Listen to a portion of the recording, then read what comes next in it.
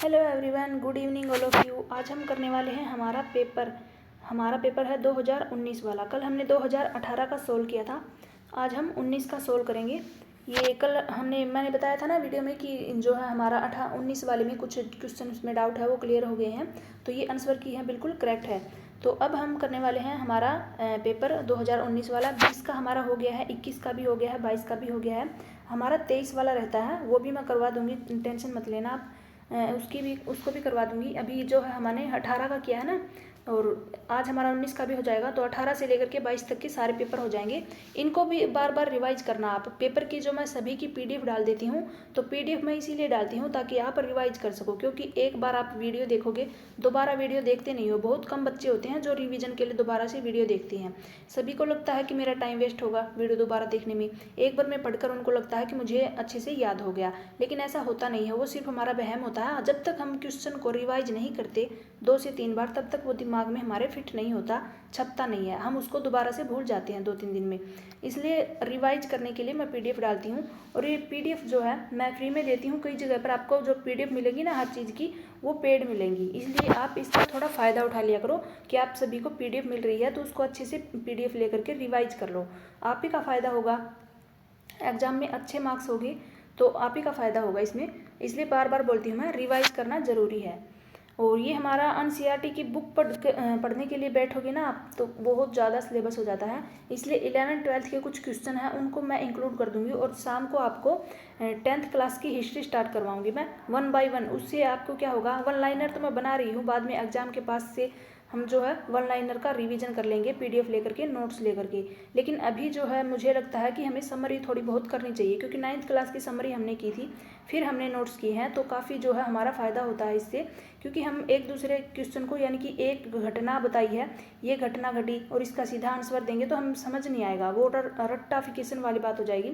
लेकिन अगर हमने लेसन पढ़ा हुआ होगा और फिर हम अगर 1 लाइनर करेंगे ना, तो एक दूसरे को समझ पाएंगे कि ये बात हुई थी, ये घटना हुई थी, और ये इसके बाद में ये आंदोलन स्टार्ट हुआ था, और इसमें किसकी जीत हुई थी, किसकी हार हुई थी, क्या मांगे थी। इस तरह से एक दूसरी चीज़ों को आपस में रिलेट कर पाएंगे, इंटरकनेक्ट। तो इसलिए मैं समरी स्टार्ट करवाऊंगी 10th क्लास की हिस्ट्री की। पहला चैप्टर हम स्टार्ट करेंगे यूरोप में साम्राज्यवाद। तो चलिए वीडियो को स्टार्ट कर लेते हैं। और ऊपर वाला पोर्शन, जैसे कि इसमें 19 वाले में मैंने सीडीपी सोल्व करवा रखी है, वो भी पढ़ लेना आप, ये पीडीएफ डालूंगी तब। और हमारी हरियाणा जीके के क्वेश्चन जो है बार बार रिपीट होते रहते हैं, तो ये भी मैंने सोल्व करवा रखे, मैं लास्ट में बता दूंगी। 10 ही क्वेश्चन आते हैं, ये तो मैं अभी सोल्व करवा दूंगी इसके साथ ही। तो पहला क्वेश्चन है हमारा एसएसटी का 91 का। भारत में केंद्र सरकार के विरुद्ध अविश्वास प्रस्ताव कौन जो है अविश्वास प्रस्ताव, भारत में केंद्र सरकार के विरुद्ध अविश्वास प्रस्ताव कौन पारित करता है, कहाँ पर पेश किया जाता है?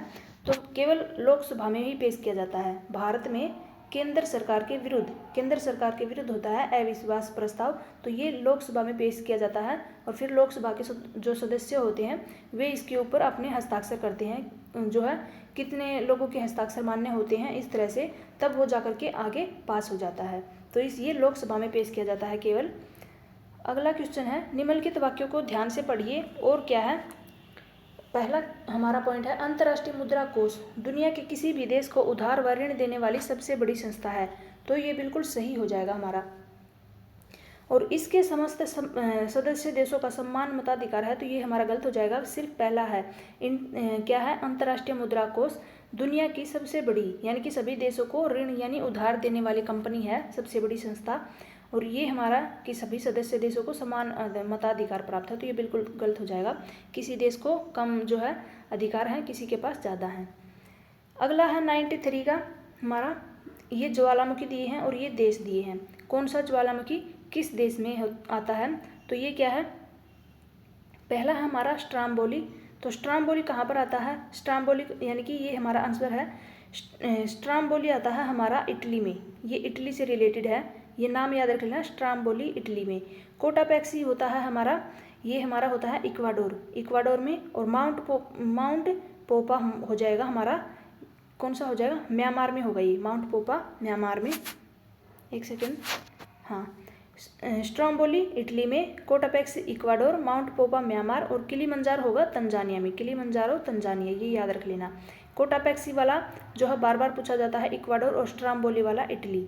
ये दोनों भी काफ़ी इंपॉर्टेंट है। माउंट पोपा जो है कम ही आता है, लेकिन किलिमंजारो को आप अच्छे से याद रख लेना, ये तंजानिया में आता है। तो ये ज्वालामुखी है, ये देश कौन सा ज्वालामुखी किस देश में आता है? किलिमंजारो तंजानिया में। अगला है 94 का, इनको ध्यान से पढ़ना है कि भारत की संसद के दोनों सदनों की शक्तियाँ एक समान नहीं होती हैं। तो बिल्कुल सही है, भारत में जो संसद है, दोनों सदन है, लोकसभा है, राज्यसभा है, दोनों की अपनी शक्तियां हैं, दोनों के अपने अलग अलग अधिकार हैं, दोनों को एक समान शक्तियां प्राप्त नहीं हैं। और इसी कारण से भारतीय संविधान में उच्च सदन और निम्न सदन यानी कि शब्दावली का प्रयोग किया गया है। तो ये गलत हो जाएगा, क्योंकि संविधान में उच्च सदन निम्न सदन इसका कोई भी उपयोग नहीं है। संविधान में सिर्फ लोकसभा दिया है और राज्यसभा दिया है। लोकसभा के क्या अधिकार हैं, राज्यसभा के क्या अधिकार हैं, सिर्फ इतना दर्शाया है। उसमें किसी को भी ऊंचा या नीचा नहीं दर्शाया है। सभी की, दोनों की अपनी एक समान शक्तियां हैं, यानी कि दोनों की अपनी अपनी जो है शक्तियां हैं। तो ए सही हो जाएगा और 2 गलत हो जाएगा। 95 का क्या है, निम्नलिखित में से कौन सा सुमेलित नहीं है? अब फिर से हमसे नहीं पूछा है, तो ये हो जाएगा सर्क जो कि हिमनद यानी कि ग्लेशियर में बनती हैं, पेनीप्लेन जो कि नदियों द्वारा, और लोयस होती है हवाओं द्वारा बनाई गई ये स्थलाकृतियाँ हैं। सर्क होती है हिमनद के द्वारा बनाई हुई स्थलाकृति, पेनीप्लेन नदियों के द्वारा बनाई हुई, और लोयस हमारी हवाओं के द्वारा बनाई हुई स्थलाकृति होती है। नूनाटक हमारी समुद्री लहरों से बनाई हुई नहीं होती, बल्कि ये हमारी नदियों की ही स्थलाकृति होती है, नदियों की होती है। ये नदियों वाली नूनाटक भी हमारी नदियों की होती है। तो ये हो जाएगा गलत, और ये हमसे गलत पूछा है। तो ये स्थलाकृतियाँ हैं जो कि 11th-12th के उसमें NCERT में आती हैं, स्थलाकृतियों वाला चैप्टर। अगला है हमारा 96 का, किस वर्ष खिलाफत आंदोलन की शुरुआत हुई थी? तो सन 1919 में इसकी स्टार्टिंग हुई थी, 1919 में खिलाफत आंदोलन। और ये क्या हुआ था, ब्रिटिश राज के दौरान भारत में मुस्लिम समुदाय के बीच एकता के प्रतीक के रूप में चलाया गया था। ये राजनीतिक धार्मिक आंदोलन था, और इसको 1919 में ब्रिटिश राज के दौरान भारत में जो मुस्लिम समुदाय है ना, उसकी एकता के लिए चलाया गया था 1919 में। 55 डिग्री पश्चिमी देशांतर रेखा का प्रति ध्रुव देशांतर है, कितना है? तो 125 डिग्री पूर्वी देशांतर है।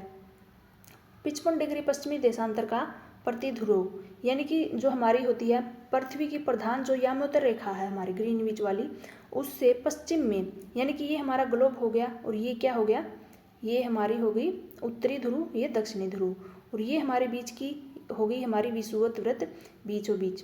तो यानी कि ये जो हमारी होती है 0 डिग्री वाली, इस प्रधान यामोत्तर के पश्चिम में, तो ये हमारा पश्चिम इस तरफ होता है, तो इसके पश्चिम में जो 55 डिग्री पर होती है ना स्थित काल्पनिक रेखा, वो होती है 55 डिग्री पश्चिमी देशांतर, उसको बोलेंगे। और फिर जो होती है 125 डिग्री पूर्वी देशांतर इस तरफ, यानी कि पूर्वी दिशा में होगी, तो यहाँ पर 125 डिग्री पूर्व में जो देशांतर रेखा होगी, तो ये दोनों मिलकर के एक महाव्रत का निर्माण करेंगी, और उसी महाव्रत को बोलते हैं प्रति ध्रुव देशांतर। यानी कि 55 डिग्री के जो है प्रति ध्रुव देशांतर, यानी कि ये रेखा किस रेखा से मिले जिससे क्या होगा, महाव्रत का निर्माण हो, तो ये हमारी 125 डिग्री पूर्वी देशांतर से मिलेगी, तब जाकर के क्या होगा, एक प्रति ध्रुव देशांतर, यानी कि उसी को बोलते हैं हम एक महाव्रत बनाती हैं। 125 डिग्री पूर्वी देशांतर से मिलकर के एक महाव्रत बनाती हैं। और दोनों देशांतरों के जो देशांतर होते हैं कितने होते हैं टोटल, हमसे पूछे कि ये जो हमारी खड़ी हुई लाइनें होती हैं इनकी संख्या पूछे तो हमसे 360 होती हैं। और इनके बीच की जो दूरी होती है, यानी कि ये जो बीच की दूरी होती है, इस दूरी को हम क्या कहते हैं, तो ये दूरी पूछ ले तो इस दूरी को हम गौर कहते हैं। एक देशांतर से दूसरे देशांतर के बीच की दूरी को गौर कहा जाता है। 98 का क्वेश्चन, निम्नलिखित में से कौन सा अंतर्राष्ट्रीय पठार का उदाहरण नहीं है? तो ये दक्कन ट्रैप हो जाएगा हमारा, ये क्या हो जाएगा, दक्कन ट्रैप। इसका मतलब होता है तिब्बत का पठार हमारा अंतर पर्वतीय पठार है, मैक्सिको का पठार भी अंतर पर्वतीय पठार है, बोलीविया पेरू के पठार भी अंतर पर्वतीय पठार है। दक्कन ट्रैप जो है अकेला है जो कि अंतर पर्वतीय, यानी कि चारों तरफ पर्वतों से इस तरह से घिरा हुआ नहीं है, इसलिए बोलते हैं इसको अंतर पर्वतीय पठार। मैं भारत के लिए ऐसा संविधान चाहता हूँ, ये कथन दिया गया है। हर पेपर में देख लेना आप, 1-2 कथन जो होते हैं वो वाले क्वेश्चन जरूर आते हैं, तो ये रिपीट भी हो जाते हैं बार बार, तो ये जरूर देख लेना। मैं भारत के लिए ऐसा संविधान चाहता हूँ जो उसे गुलामी और अधीनता से मुक्त कर दे, और मैं इसे भारत के लिए प्रयास करूँगा जिसे सबसे गरीब व्यक्ति भी अपना माने। ये कथन किसका है? तो ये महात्मा गांधी का कथन है। महात्मा गांधी से हर बार क्वेश्चन पूछा गया है, कभी इसके कथन पूछते हैं, कभी ये जो आंदोलन पूछते हैं। अगला हमारा 100वां, मोंटेस्क्यू द्वारा लिखी गई पुस्तक का नाम है the spirit of laws. The spirit of laws, ये भी हर बार पूछा गया है। यानी कि हर जो है प्रीवियस ईयर के हम जो पेपर करते हैं ना, उनसे पता चलता है कि 9th और 10th क्लास की हिस्ट्री, पॉलिटिकल और ज्योग्राफी, इकोनॉमिक्स जो होती है +1 की भी डाल देते हैं, +2 की भी डाल देते हैं, कहीं से भी डाल देते हैं, यानी एनसीईआरटी में से। लेकिन जो हमारी होगी हिस्ट्री, पॉलिटिकल, यानी हिस्ट्री तो आप मान के ही चलो, हिस्ट्री 9, 10 की आप रट लो बिल्कुल। जो इसके इतिहास के जितने भी क्वेश्चन आते हैं सभी 9 और 10th में से आते हैं। कुछ क्वेश्चन आते हैं जो हम मिलान करते हैं, तो ये हमारे हो जाते हैं हमारे क्लास 8 से भी जो है 1-2 क्वेश्चन डाल देते हैं। 9th क्लास की तो आप रट लेना। 9th क्लास की हिस्ट्री तो वैसे भी मैंने डिटेल में भी करवा रखी है और उसके नोट्स भी करवा रखे हैं, और आगे भी हम लेकर के आएंगे कुछ नोट्स वगैरह। 10th की मैं आज स्टार्ट करवा दूंगी आपकी। पहले हम थ्योरी करेंगे और उसके बाद थ्योरी होने के बाद में हम करेंगे वन लाइनर या फिर ये वगैरह PYQ मिक्स करके। तो ये होगी मोंटेस्क्यू की पुस्तक द स्पिरिट ऑफ लॉज। अगला क्वेश्चन हमारा होगा, जब पृथ्वी, सूर्य और चंद्रमा समकोणीय स्थिति में होते हैं तो कौन सा ज्वार आएगा? तो ये लघु ज्वार आएगा, यानी कि समकोणीय स्थिति इस तरह से, तो इसमें आता है लघु ज्वार। और जब ये 1 लाइन में होते हैं और तब कौन सा ज्वार आता है? तो दीर्घ ज्वार आता है। आर्थिक सर्वे प्रकाशित किया जाता है, तो आर्थिक सर्वे वित्त मंत्रालय के द्वारा प्रकाशित किया जाता है। और आर्थिक सर्वे का क्या मतलब होता है? वित्त यानी कि एक वार्षिक दस्तावेज होता है आर्थिक सर्वे, जिसमें क्या होता है, एक साल में एक देश की अर्थव्यवस्था में कितना विकास हुआ है, कितना उसका फायदा हुआ है, उसने कितनी चढ़ाई यानी कि विकास किया है, उसको बोलते हैं आर्थिक सर्वे। और ये वित्त मंत्रालय के द्वारा पास किया जाता है, प्रकाशित किया जाता है। निम्नलिखित कथनों में से कौन सा गलत है? गलत पूछा है, तो एकाधिकार उत्पादन को प्रतिबिंबित कीमत जो है बढ़ा सकता है। एकाधिकार में एक फर्म और एक उद्योग में कोई अंतर नहीं होता है। वस्तु विभेद एकाधिकारात्मक प्रतियोगिता की विशिष्टता है। और पूर्ण प्रतियोगिता में विक्रय हेतु प्रस्तुत की गई वस्तुएं विजातीय होंगी। इसकी मैं डेफिनेशन डिटेल में नहीं करवा सकती, वैसे मुझे भी अच्छे से जो है इसकी डिटेल नहीं पता है। मैं बाद में जब वो इकोनॉमिक्स के नोट लेकर के आऊँगी उसमें करवा दूँगी। तो ये क्या है? ये हमारा गलत पूछा है ना, तो ये देख लेना आप, इससे भी आपको काफ़ी हेल्प मिलेगी कि इसका मतलब क्या है, कौन से सही हैं। तो ये तीनों सही हैं और ये हमारा गलत हो जाएगा, ये आंसर हो जाएगा। अगला है स्वराज पार्टी के संस्थापक, तो CR दास। इनका पूरा नाम है चित्तरंजन दास। इन्होंने जो है CR दास ने ही 1923 में इस पार्टी की स्थापना की थी, स्वराज पार्टी की। पूरा नाम भी याद रख लेना, चित्तरंजन दास। 105 का होगा हमारा, निम्नलिखित देशों में से सार्वभौम वयस्क मताधिकार सबसे आखिर में अपनाने वाला देश? तो दक्षिण अफ्रीका सबसे आखिर में अपनाया था इसने। और जो सार्वभौमिक वयस्क मताधिकार सबसे पहले किसने अपनाया था ये पूछ ले, तो न्यूजीलैंड में 1893 में सबसे पहले इसको अपनाया गया था। सबसे पहले जो है महिलाओं को, पुरुषों को, कम गरीब हो या उच्च वर्ग हो, चाहे वो कितने भी किसी भी जो है अवस्था में हो, सभी को जो है मतदान करने का क्या है, अपनी सरकार चुनने का हक दिया गया था 1893 में। और कहाँ पर मिला था सबसे पहले? न्यूजीलैंड में। ये सबसे पहले अपनाया गया था न्यूजीलैंड में 1893 में। और जब अब सबसे आखिर में पूछा है तो दक्षिण अफ्रीका में। GNP और GDP में क्या अंतर है? तो GNP देख लेते हैं पहले। GNP का मतलब होता है सकल घरेलू उत्पाद, और GDP का मतलब होता है सकल राष्ट्रीय उत्पाद होता है इसका GNP, और GDP का होता है सकल घरेलू उत्पाद। इन दोनों में अंतर प्राप्त बताना है। तो विदेशों से प्राप्त शुद्ध साधन आय, यानी कि ये सीधा सीधा आंसर दिया है इन्होंने, विदेशों से प्राप्त शुद्ध साधन आय। इसका मतलब होता है GNP होती है ना, उसमें एक वित्तीय वर्ष में क्या होता है, एक वित्तीय वर्ष में किसी देश के निवासियों द्वारा, यानी कि किसी देश के निवासियों द्वारा उत्पादित वस्तु और सेवाओं का मूल्य होता है। और इसमें क्या होता है, जो देश के बाहर और अंदर रहने वाले सभी जो हमारे देश के निवासी होते हैं ना, चाहे दूसरे देश में रहते हों, तो उन सभी की आय को प्लस किया जाता है। और जो दूसरे देश वाले हमारे देश में रहते हैं ना, उनकी उसको माइनस कर देते हैं उसमें से। यानी कि विदेशों में रहने वाले विदेशी जो होते हैं, हमारे देश में विदेशी आएंगे और वो यहाँ रहते हैं, तो उन्होंने कितनी कमाई की जाती है उसको माइनस कर देते हैं। और जो हमारे देश के निवासी हैं, जो देश के अंदर रहते हैं या फिर दूसरे देशों में से कमा कर लाते हैं, उसकी आय को प्लस करके इसको माइनस कर देते हैं। और GDP होती है सकल घरेलू उत्पाद, एक वित्तीय वर्ष में किसी भी देश की उत्पादित वस्तु और सेवाओं की कुल मात्रा, जीडीपी में होती है कुल मात्रा, यानी कि देश हो या फिर विदेश हो या फिर विदेशी हमारे देश में रहते हों और कमाई करते हों, उन सब को प्लस किया जाता है। यानी कि विदेशी हो देश या फिर हमारे देश वाले हो, सभी की कमाई को, सभी को जो है प्लस करते हैं। और इसमें जीएनपी होती है, इसमें जो विदेशी होते हैं उनकी माइनस कर देते हैं इनकम, तो उसी बोलते हैं विदेशों से प्राप्त शुद्ध साधन आय। 107 का होता है नेपोलियन बोनापार्ट ने किस वर्ष में फ्रांस के सम्राट के रूप में अपनी ताजपोशी की थी? तो 1804 में की थी नेपोलियन बोनापार्ट ने। उत्पादन संभावना वक्र को किस नाम से जानते हैं?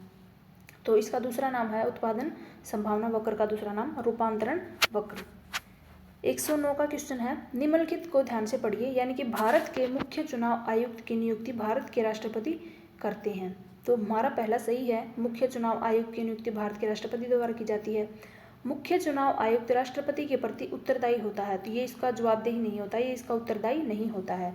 तो हमारा 2 गलत हो जाएगा और 1 सही हो जाएगा कि मुख्य चुनाव आयुक्त है, इसकी नियुक्ति कौन करता है? राष्ट्रपति होता है। और फिर ये क्या होता है, राष्ट्रपति को जवाबदेही होगा या फिर उत्तरदायी होगा, तो ये गलत हो जाएगा, वो सिर्फ नियुक्ति के बारे में सही है। आर्थिक नियोजन संबंधित है, आर्थिक नियोजन का संबंध किससे है? समाजवादी एवं मिश्रित दोनों अर्थव्यवस्थाओं से है। आर्थिक नियोजन इसका मतलब समाजवादी अर्थव्यवस्था और मिश्रित अर्थव्यवस्था दोनों को इसमें शामिल किया गया है, ऐड किया गया है। अक्टूबर क्रांति के दौरान रूस का जार कौन था? तो ये निकोलस द्वितीय होगा, ये 9th क्लास में हमने पढ़ लिया था। अक्टूबर क्रांति हुई थी और इसका जो है रूस का जार उस वक्त कौन था? निकोलस द्वितीय। होआ हाव आंदोलन के मुख्य संस्थापक कौन थे? होआ हाव आंदोलन के संस्थापक थे हुनी फूसो। अफ्रीका के दक्षिणतम छोर पर उत्तर से पश्चिम की ओर प्रवाहित होने वाली समुद्री धारा क्या कहलाती है? अगुलहास कहलाती है। और ये जो हमारी अगुलहास धारा होती है, ये दक्षिण पूर्वी अटलांटिक महासागर में जो है बहती है ये अगुलहास धारा।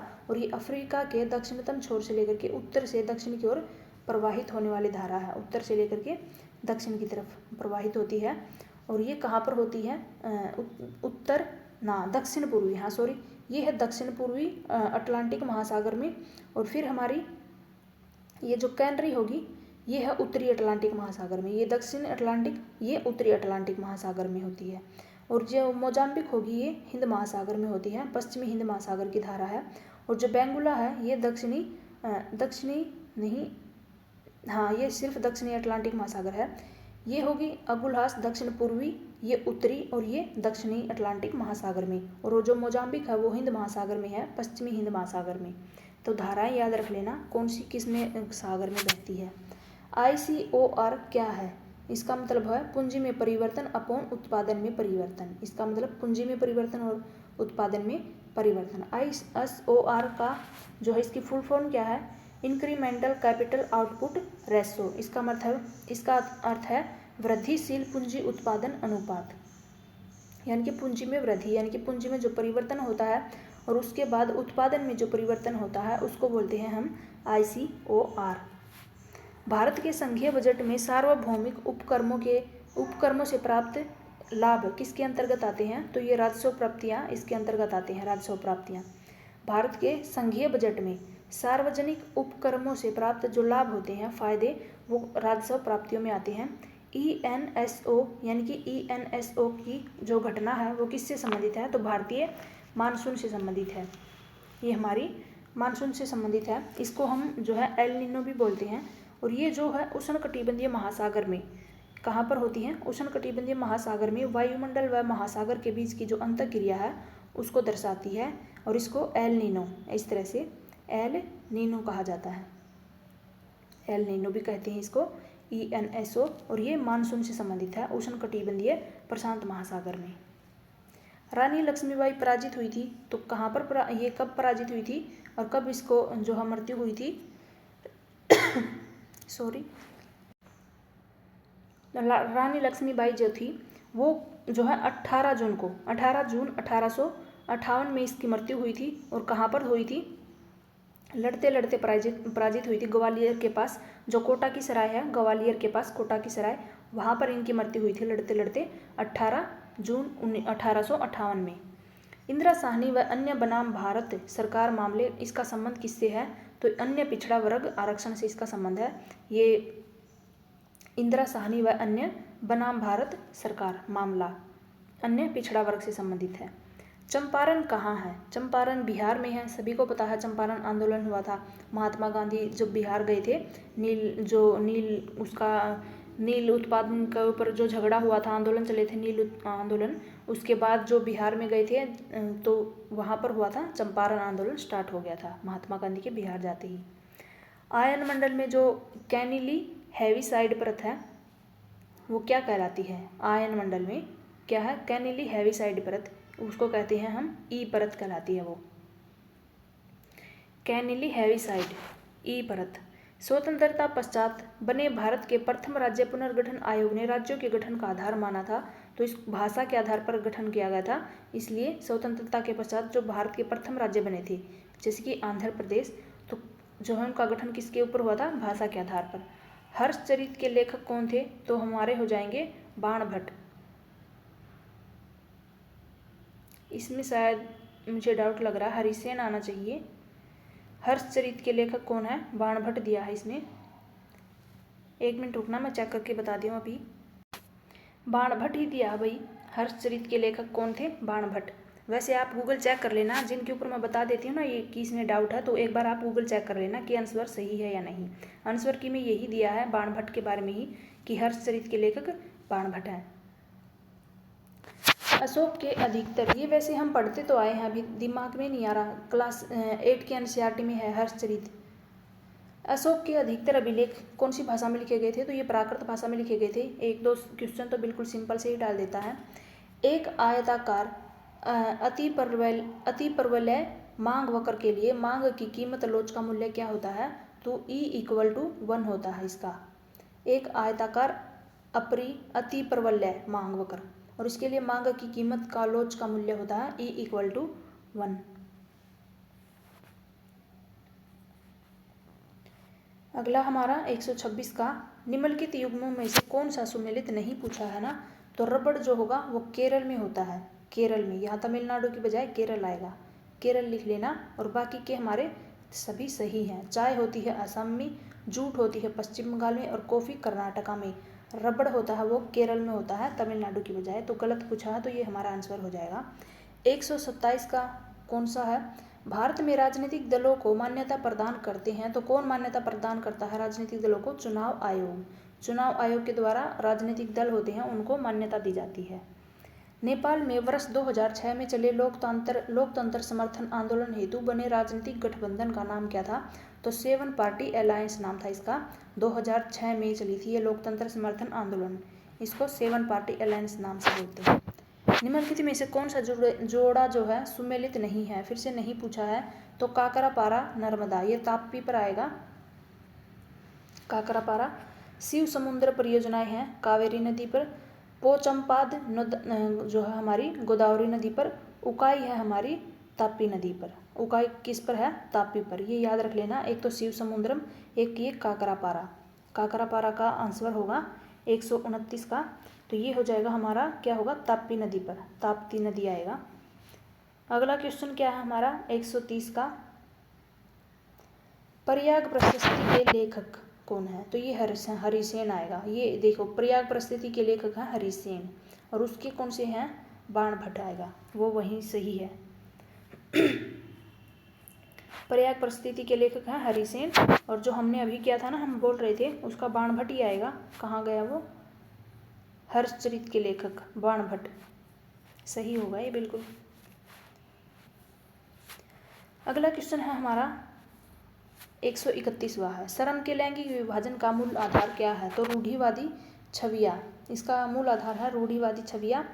और जो शाहजहाँ की माता थी तो वो राठौर की राजकुमारी थी भाई। शाहजहाँ की माता राठौर की राजकुमारी थी।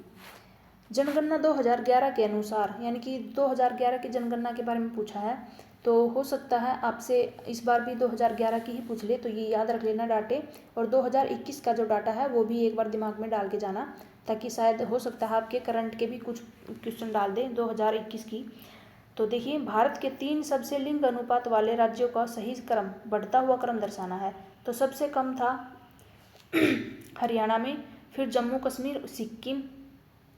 तो बिल्कुल सही हो जाएगा, सबसे कम था हरियाणा का, फिर जम्मू कश्मीर का, फिर सिक्किम का। अगला है भूड़ स्थलाकृति। भूड़ स्थलाकृति होती है ऊपरी व मध्य गंगा के मैदानों की स्थलाकृति होती है ये। भूड़ स्थलाकृति एक विशेषता है, तो ऊपरी व मध्य गंगा मैदानों की। भारत में उच्चतम एवं न्यूनतम जनघनत्व जो है कितना है, तो दिल्ली का है 11,297 प्रति वर्ग किलोमीटर, और अरुणाचल प्रदेश का है सबसे कम 17 व्यक्ति प्रति वर्ग किलोमीटर। रजिया किसकी पुत्री थी, तो शमसुद्दीन इल्तुतमिश की पुत्री थी रजिया। शमसुद्दीन इल्तुतमिश की पुत्री रजिया। किताब उल हिंद के लेखक कौन है, तो अल बरूनी होंगे ये इसके लेखक, क्लास 8 से ही है ये, तो किताब उल हिंद के लेखक अल बरूनी।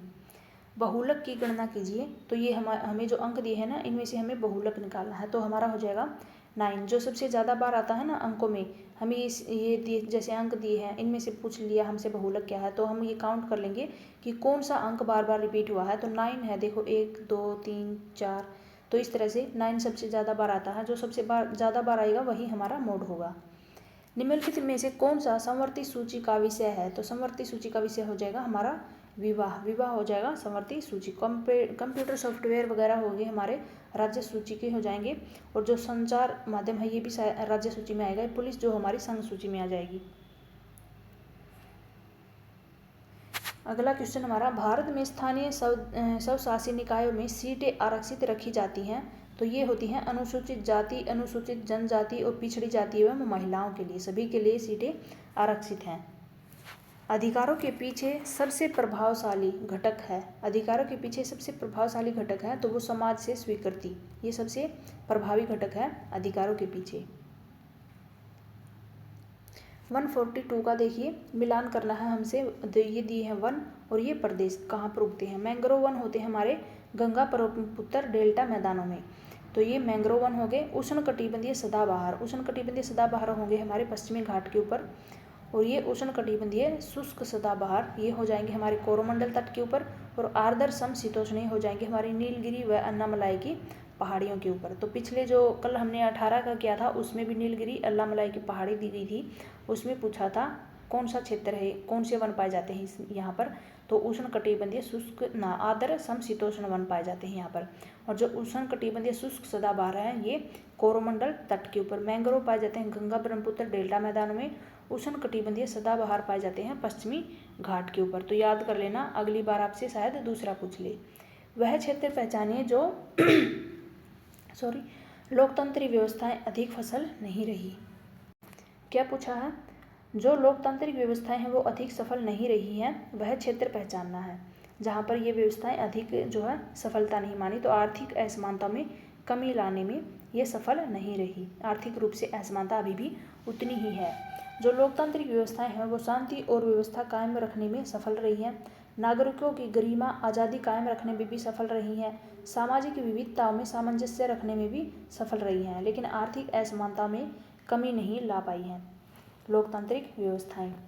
एक उपभोक्ता संतुलन में होता है जब क्या होता है, जब सीमांत उपयोगिताएं होती हैं। एक उपभोक्ता संतुलन में होता है जब सीमांत उपयोगिताएं होती हैं तो समान होता है। जब उपयोगिताएं होती हैं, जब सीमांत उपयोगिताएं होती हैं तो उपभोक्ता संतुलन में एक समान होते हैं, संतुलन में समान संतुलन होता है। व्यापार चक्कर किससे संबंधित नहीं है, नहीं पूछा है, तो व्यापार चक्कर का राजनीतिक दल होते हैं सरकार के, उनका व्यापार से कोई लेना देना नहीं होता, इसलिए व्यापार चक्कर अर्थव्यवस्था में कीमत स्तर यानी कि अर्थव्यवस्था में कीमत का काफ़ी असर पड़ता है हमारा व्यापार का। उत्पादन स्तर में कितना उत्पादन हुआ, कब कितना नहीं हुआ, इसमें भी व्यापार शामिल है। रोजगार के स्तर में, रोजगार जैसे कि हमारे भारत में रोजगार कम है तो इससे जो है इस पर जो है व्यापार के ऊपर प्रभाव पड़ता है, यानी कि रोजगारों से भी पड़ता है। जो व्यापार करते हैं उनमें कितनों को रोजगार मिलता है, कितनों को नहीं। तो जो सरकारी जो नेता होते हैं, राजनीतिक दल होते हैं, उनको व्यापार नहीं करते हुए राजनीति में होते हैं, तो व्यापार का कोई लेना देना नहीं होता।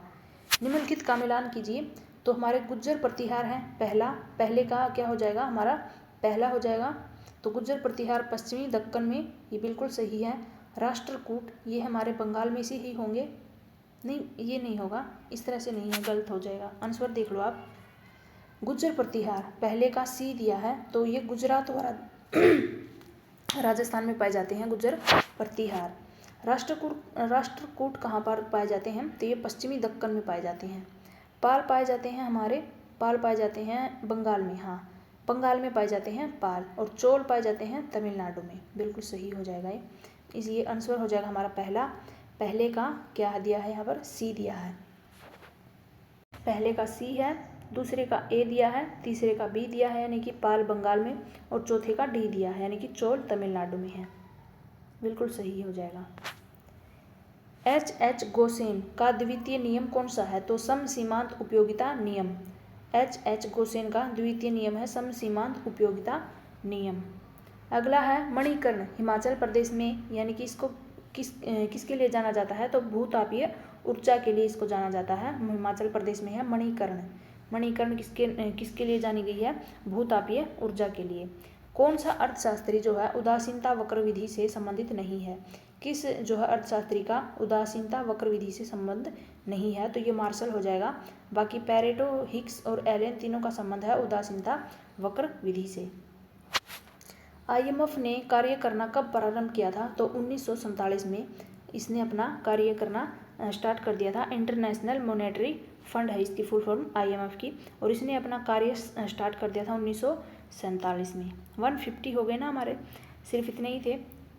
60 क्वेश्चन हमारे कंप्लीट हो गए हैं। आप इनको बार बार रिवाइज कर लेना ताकि इनमें से ही कोई क्वेश्चन आ जाए तो आप बेझिझक उनका आंसर कर पाओ। और अब हम करने वाले हैं ये 10 नंबर हमारी जो है उसके भी कर लेते हैं साथ ही साथ। आंसर की तो मैंने लगाई रखी है, वैसे आप इसको जो है वो देख लेना। आप इसकी PDF भेजूंगी ना, आप PDF से फिर से रिवाइज कर लेना। ये देखिए 81 का सोहनानगर प्रसिद्ध है, तो सोहनानगर किसके लिए प्रसिद्ध है, गर्म जल के स्रोतों के लिए प्रसिद्ध है सोहना। 82 में कितने प्रशासनिक मंडल हैं हरियाणा में, तो हमसे पूछा है कितने प्रशासनिक मंडल हैं, तो हमारे 6 प्रशासनिक मंडल हैं। हरियाणा का राज्य पशु यानी कि ब्लैक बक, इंग्लिश में इसको याद करके ले जाना, हिंदी में इसके हर बार अलग अलग नाम देते हैं, कृष्ण मृग। प्रताप सिंह ने अंग्रेजों के विरुद्ध कहाँ पर विद्रोह किया था, तो ये हो जाएगा जींद हो जाएगा हमारा, कि प्रताप सिंह ने अंग्रेजों के विरुद्ध जींद में विद्रोह किया था। नेशनल कैंसर इंस्टीट्यूट कहाँ पर है, ये बादशाह हो जाएगा नेशनल कैंसर इंस्टीट्यूट। हरियाणा में बेटी बचाओ बेटी पढ़ाओ आंदोलन यानी अभियान जो था, आंदोलन नहीं अभियान, इसकी ब्रांड एम्बेसडर कौन है, तो ये हो जाएगी साक्षी मलिक। जिला जो दूसरे राज्यों के साथ सीमा साझा नहीं करता है, तो वो हो जाएगा हमारा रोहतक, जो किसी भी राज्य से हमारी अपनी सीमा साझा नहीं करता है। नदी जो हरियाणा और उत्तर प्रदेश के मध्य में बहती है, तो यमुना नदी हो जाएगी।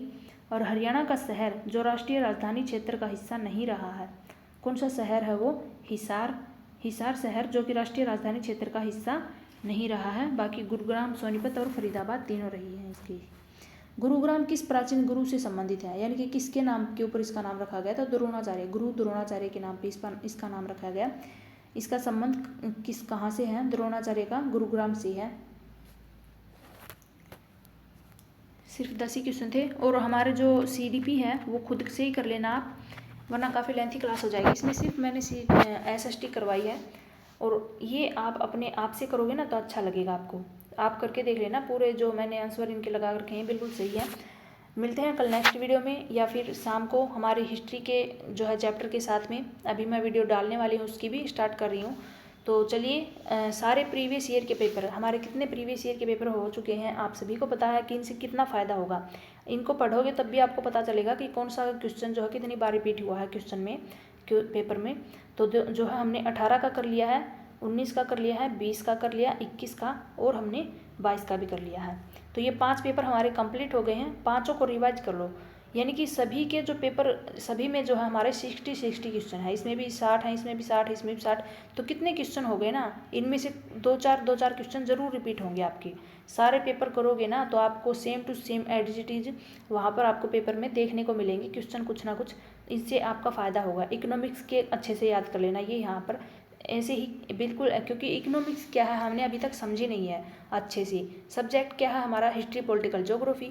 इकोनॉमिक्स है जो अलग सब्जेक्ट है, तो वो जो है हमें कम समझ में आता है। इसलिए उनके अगर रिवाइज क्वेश्चन आएंगे ना बार बार, तो हमारा फ़ायदा हो जाएगा। अगर हमने इनको अच्छे से पढ़ लिया होगा और सेम एज इट इज़ आ जाएगा पेपर में, तो हम आंसर कर देंगे सीधा। और इनकी हिस्ट्री, पॉलिटिकल, ज्योग्राफी तो हम बचपन से ही पढ़ते आ रहे हैं, तो इसलिए हमें थोड़ी बहुत जो है उसकी अब रिवीजन भी करेंगे ना तो अच्छे से तैयार हो जाएगी, टेंशन मत लेना। तो अच्छे से प्रीवियस ईयर पेपर अच्छे से करके जाना, अच्छे से समझ के इनको करके जाना, बार बार रिवाइज कर लेना, हर वीडियो को 1-2 बार देख लेना ताकि अच्छे से आपके दिमाग में सारी चीज़ें फिट हो जाएं। मिलते हैं कल नेक्स्ट वीडियो में। Thank you so much, bye bye. और वीडियो को लाइक ज़रूर कर देना, अच्छी लगे तो शेयर कर देना दोस्तों के पास, और चैनल के ऊपर जो भी नए बच्चे आए हैं वो चैनल को सब्सक्राइब कर लेना। Good luck, bye bye.